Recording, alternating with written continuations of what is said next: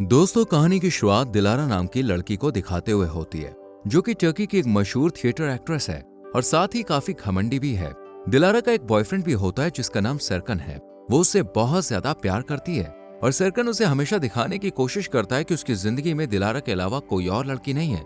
लेकिन दिलारा को कहीं ना कहीं उस पर शक था कि उसका दिलारा के दोस्त आरजू के साथ भी अफेयर है।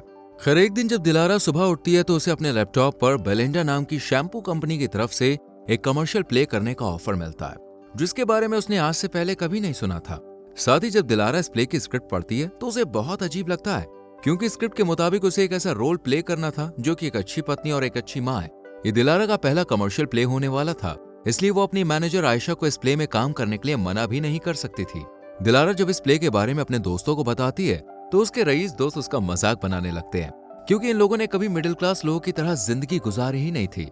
सभी एक से बढ़कर एक अमीर थे, इसलिए इन लोगों को दिलारा का मिडिल क्लास वाला रोल बहुत बेकार लगता है और सभी उसकी हंसी उड़ाने लगते हैं। फाइनली शूटिंग का दिन भी आ जाता है, जहां सेट पर पहुंचते ही दिलारा को उन बच्चों से मिलवाया जाता है जिनकी माँ का किरदार वो इस प्ले के लिए निभाने वाली है। फिर जब दिलारा अपने रूम में तैयार हो रही होती है तब उससे मिलने के लिए एक एक्टर आता है जिसका नाम निजाती है, और निजाती ही इस प्ले में उसके हस्बैंड का रोल निभाने वाला है। हालांकि उसकी अजीब हरकतों की वजह से दिलारा उससे कुछ खास इंप्रेस नहीं होती है। खैर, अब शूटिंग शुरू हो जाती है और दिलारा को हैंडन नाम का एक कैरेक्टर प्ले करने को कहा जाता है, जहां वो अपने बालों को बेलिंडा नाम के शैम्पू से वॉश करना शुरू कर देती है। लेकिन डायरेक्टर को उसकी परफॉर्मेंस कुछ खास पसंद नहीं आती, इसलिए वो उसे बार बार रीटेक करने के लिए बोलते हैं और दिलारा को कई बार रीटेक देना पड़ता है। इसके बाद डायरेक्टर दिलारा के पास आकर उसे समझाते हुए कहता है कि उसे हैंडन के कैरेक्टर को अच्छे से समझना होगा, तभी वो इस रोल को प्ले कर पाएगी। हालांकि दिलारा की खराब परफॉर्मेंस की वजह से निजाती जो उसे दूर खड़ा होकर उसे लगातार घूर रहा था, इसलिए वो काफी अनकंफर्टेबल फील कर रही थी। यहाँ तक कि बार बार शॉट देने की वजह से दिलारा के हाथों में झुर्रियां पड़ चुकी थीं, लेकिन वो अभी तक एक भी शॉट अच्छी तरह से दे नहीं पाई थी। इसलिए वो फ्रस्ट्रेशन में आकर डायरेक्टर से कहती है कि वो निजाती को यहाँ से बाहर भेज दे। डायरेक्टर उसे ये शॉट कल पूरा करने के लिए कहता है, लेकिन दिलारा कहती है कि वो आज ही इस शॉट को पूरा करेगी। इसके बाद डायरेक्टर उसे कहता है कि तुम अपने आप को भूलकर हैंडन के कैरेक्टर को गहराई से फील करो, तुम ये कर सकती हो। ये सुनकर दिलारा काफी मोटिवेट होती है और हैंडन के कैरेक्टर को अच्छे से फील करके बेहतरीन शॉट देती है। पर जैसे ही वो अपनी आंखें खोलकर देखती है तो वो अपने आप को किसी शूटिंग सेट पर नहीं बल्कि एक मिडिल क्लास बाथरूम में पाती है। उसे समझ में नहीं आता कि वो यहाँ पर कैसे पहुंच गई। इसी उलझन में वो बाथरूम से बाहर आकर देखती है तो उसे रूम में वही बच्चे खेलते हुए दिखते हैं जो उसे सेट पर मिले थे। साथ ही निजाती भी सोफे पर बैठा हुआ दिखाई देता है। दरअसल दिलारा अब असल में हैंडन की जिंदगी में पहुंच गई है। वो निजाती से पूछती है कि बाकी के लोग कहाँ हैं। साथ ही बालकनी से आवाज देकर सेट पर मौजूद लोगों को भी बुलाने की कोशिश करती है, लेकिन वहां पर कोई नहीं आता, जिस वजह से वो बहुत घबराने लगती है और निजाती से बाकी क्रू मेंबर्स के बारे में पूछती है। पर निजाती को लगता है कि उसकी पत्नी पागल हो गई है। वो उसे समझाने की बहुत कोशिश करता है, लेकिन दिलारा उसकी बात सुने बिना ही जल्दी से कपड़े चेंज करके यहाँ से भागने लगती है और एक टैक्सी में बैठ जाती है। ये देखकर निजाती उसके पीछे पीछे जाता है, पर दिलारा उसे इग्नोर करके अपने बॉयफ्रेंड सरकन के घर पहुंच जाती है। यहाँ हम देखते हैं कि सरकन भी अब दिलारा को पहचान नहीं पा रहा है और तभी दिलारा सरकन के कमरे से आरजू को निकलता हुआ देखती है, जिसे देखकर वो सरकन से लड़ना शुरू कर देती है, क्योंकि उसे लगता है कि सरकन उसे धोखा दे रहा है। इसलिए वो गुस्से में यहाँ से चली जाती है और फिर अपने दोस्तों से मिलने एक बार में आती है, जहाँ उसके दोस्त भी उसे पहचान नहीं पाते। दिलारा को समझ नहीं आ रहा था कि उसके साथ ये सब क्या हो रहा है, इसलिए वो अब अपने फ्लैट पर जाती है, लेकिन अब उस फ्लैट में कोई और लड़की रह रही थी। थक हार कर दिलारा अब निजाती के घर वापस आ जाती है और पूरे घर में अपनी और निजाती की तस्वीरों को लगा हुआ देखती है। जैसी रात होती है, दिलारा निजाती को बेडरूम से बाहर निकालकर खुद अकेले बेड पर सो जाती है और सुबह होने के बाद जब निजाती बेडरूम में आता है तो वो अपनी पत्नी यानी हैंडन के साथ इंटीमेट होने की कोशिश करता है। दरअसल निजाती के मुताबिक उसकी पत्नी हैंडन दिलारा ही है, पर दिलारा को इस बारे में कुछ पता ही नहीं था, इसलिए वो निजाती से बचने के लिए टेबल पर आकर नाश्ता करने के लिए बैठ जाती है और तभी उसके पास ऑफिस से कॉल आता है, जहां उसे पता चलता है कि वो एक बैंक में नौकरी करती है। खैर, हम दिलारा को ऑफिस में बैठा हुआ देखते हैं, जहां वो उसी प्ले के बारे में सर्च करती है जिसकी मेन एक्ट्रेस वो थी। पर सर्च करने पर उसे पता चलता है कि उसकी मेन एक्ट्रेस अब आरजू है। ये जानकर वो जल्दी से अपना नाम सर्च करती है, पर उसे दिलारा नाम की कोई भी लड़की दिखाई नहीं देती है। इधर बैंक मैनेजर उसे अपने कैबिन में बुलाता है, लेकिन वो वहाँ एक एम्प्लॉय की तरह बिहेव न करके बहुत चीखने चिल्लाने लगती है, क्योंकि उसे समझ में नहीं आ रहा था कि ये सब क्या हो रहा है। दिलारा की इन हरकतों को देखकर मैनेजर को लगता है कि शायद वो उसके साथ अकेले में कुछ पल बिताना चाहती है, इसलिए वो उसे लेकर एक सुनसान जगह पर आ जाता है और अपनी पैंट खोलकर कार की सीट पर लेट जाता है। ये देखकर दिलारा कार से बाहर निकल आती है और जोर जोर से चिल्लाना शुरू कर देती है। फिर वो गुस्से में मैनेजर से उसे घर वापस ड्रॉप करने को कहती है। वापस घर आने के बाद जब सब लोग साथ में बैठकर डिनर कर रहे होते हैं,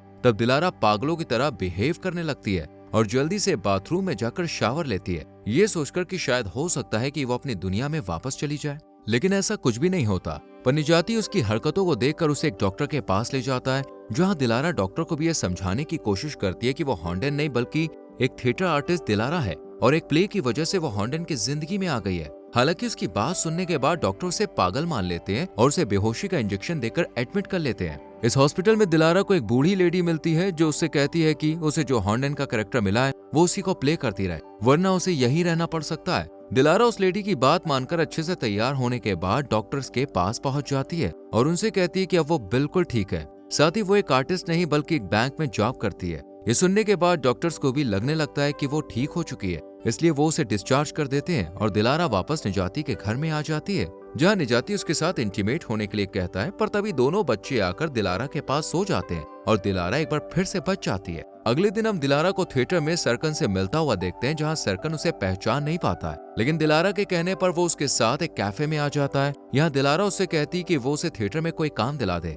बदले में वो जो चाहेगा वो उसे दे देगी। यहाँ तक कि दिलारा उसे अपनी खूबसूरती से इम्प्रेस करने की कोशिश करती है, जिसके बाद सरकन उसे अपने घर ले जाकर उसके साथ इंटीमेट होता है और वादा करता है कि वो दिलारा को थिएटर में काम जरूर दिलाएगा। साथ ही उसे प्ले के बारे में बताता है जिसकी मेन एक्ट्रेस दिलारा थी, लेकिन अब आरजू है। वो उससे कहता है कि उस प्ले में अभी बहन का रोल खाली है। ये सुनने के बाद दिलारा ऑडिशन देने के लिए थिएटर पहुंच जाती है और उसके ऑडिशन से इम्प्रेस होकर डायरेक्टर उसे वो रोल दे देता है। इसके बाद दिलारा अपनी फैमिली के साथ पिकनिक पर जाती है, जहां वो अपनी नन से उसके लिए झूठ बोलने को कहती है कि वो दोनों कुकिंग क्लास ज्वाइन कर रही हैं ताकि वो थिएटर जाकर प्ले की रिहर्सल कर सके। शाम को दिलारा अपने घर वापस आ ही रही होती है कि इतने में एक आदमी आकर उसे पकड़ लेता है, जो कि उसका बैंक मैनेजर था। और यहाँ उसे पता चलता है कि हॉन्डन का इस आदमी के साथ अफेयर चल रहा था और इन दोनों ने मिलकर बैंक से कुछ पैसे भी चोरी किए थे ताकि यहाँ से भाग सके।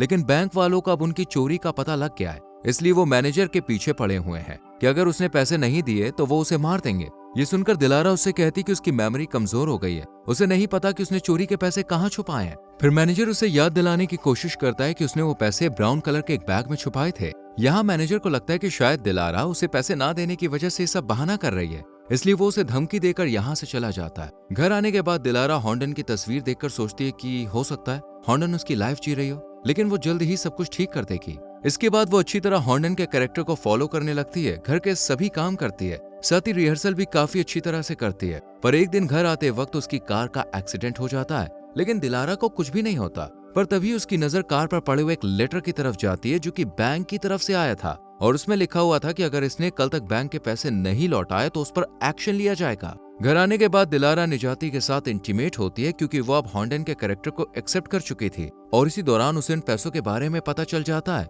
जहां वो फर्नीचर के नीचे से पैसों का बैग निकालती है और उन्हें वापस बैंक वालों को देने की सोचती है। अब अगले दिन वो निजाती के लिए एक लेटर लिखती है और उसे बताती है कि वो उसे छोड़कर यहाँ से जा रही है, क्योंकि दिलारा को कहीं ना कहीं ये उम्मीद थी कि वो थिएटर में वापसी कर सकती है। लेकिन जैसे ही वो घर से बाहर निकलती है तभी पुलिस उसे अपने साथ ले जाती है, जबकि आज उसके प्ले का लाइव टेलीकास्ट होने वाला था और उसे काफी देर भी हो रही थी। पुलिस ने उसे पैसों की वजह से नहीं बल्कि एक्सीडेंट के केस में बुलाया था। पुलिस उससे पूछती है कि क्या उसकी कार का इंश्योरेंस है और उसे अपना स्टेटमेंट लिखवाने को कहती है। दिलारा जल्दी से सब काम करने के बाद थिएटर की तरफ भागती है, लेकिन वहां पहुंचने के बाद उसे पता चलता है कि उसका रोल किसी और लड़की को दे दिया गया है। ये जानने के बाद दिलारा को बहुत गुस्सा आता है और वो सरकन के पास जाकर मदद मांगती है, लेकिन वो उसकी कोई भी मदद नहीं करता है। इधर दिलारा ने घर भी छोड़ दिया था, अब ना तो उसके पास काम था और ना ही रहने के लिए घर। यही सोचते हुए वो उस थिएटर की छत पर पहुंच जाती है, जहां वो अपने आप को प्ले की मेन एक्ट्रेस समझकर बारिश में पूरी रात नाचती रहती है और सारे पैसे नीचे फेंक देती है जो बैंक मैनेजर और हॉन्डन ने चुराए थे।